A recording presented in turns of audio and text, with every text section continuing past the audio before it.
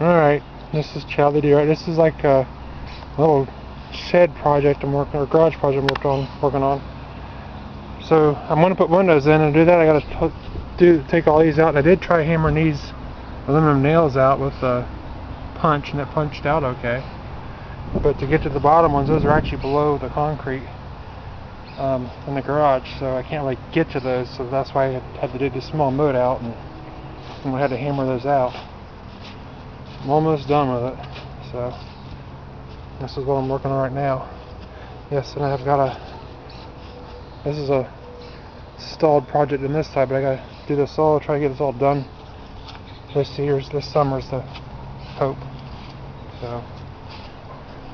So I'm shoveling it all out, and then I'm power washing it. So, and I got two big windows that go on in here, and then I'm gonna try to put window air conditioners in, or a big fan, and then I want to insulate it, so I'll cover that when I get there. This downspout's probably going to come out, and when I've got this wall cleared out on the inside, so I'm probably going to do this portion at least. So it means I got to do some up over here too. So, all right, thanks. Chadley DoRight out.